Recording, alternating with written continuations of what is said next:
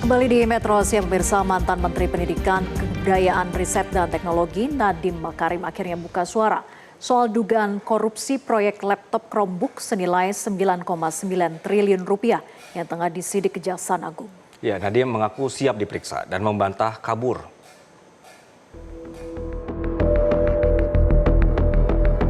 Saya tidak pernah menoleransi praktik korupsi dalam bentuk apapun. Saya mengajak masyarakat untuk tetap kritis, namun adil.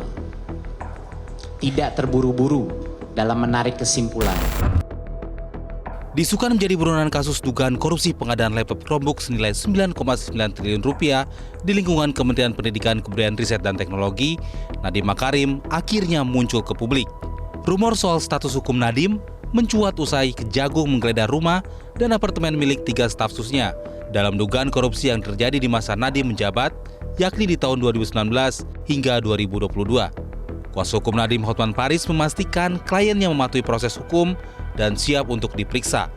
Nadiem juga akan tetap tinggal di Indonesia dan disebut tidak berniat untuk kabur ke luar negeri. Dari kemarin Nadiem ada di Jakarta, dia siap setiap waktu untuk, dia udah bilang tadi kooperatif, bagaimana DPO, dia ada di sini, sehat walafiat.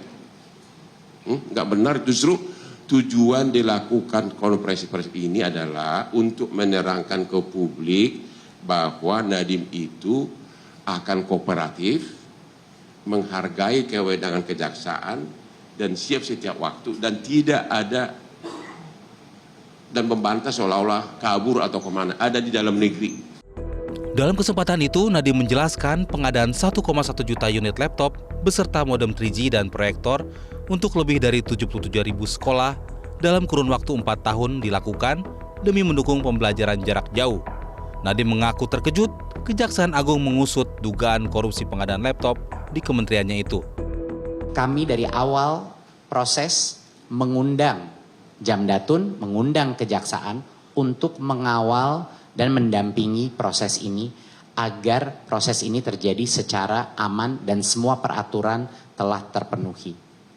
Di luar itu pun kami melakukan, Kemendikbudristek melakukan konsultasi kepada KPPU untuk memastikan bahwa tidak ada unsur monopoli di dalam proses pengadaan ini.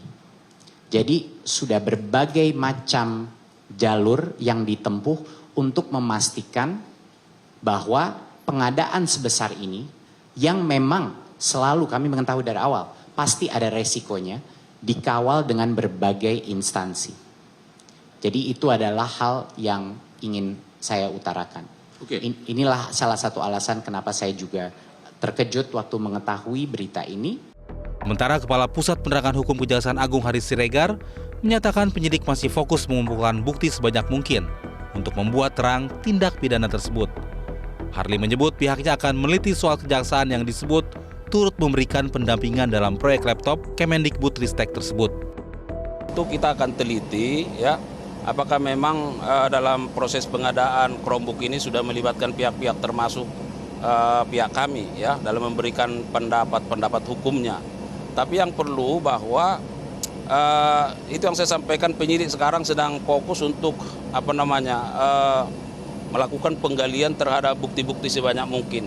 Oleh karenanya apapun pandangan, apapun pendapat yang ada di luar, saya kira ya silakan saja. Tetapi sesungguhnya pandangan atau pendapat atau keterangan yang diberikan di hadapan penyidik itulah nanti yang akan menjadi dasar ya bagi proses penyidikan dan pemberkasan selanjutnya.